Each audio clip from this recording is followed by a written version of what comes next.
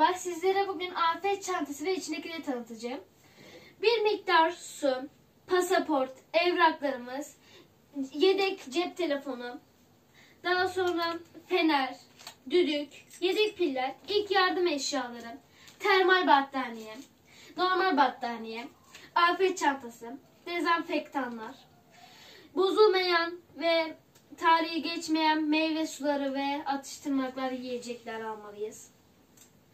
Daha sonra eldiven, bir miktar para, ateş ölçer, evimizin ve arabamızın yedek anahtarları almalıyız. Bu kadar.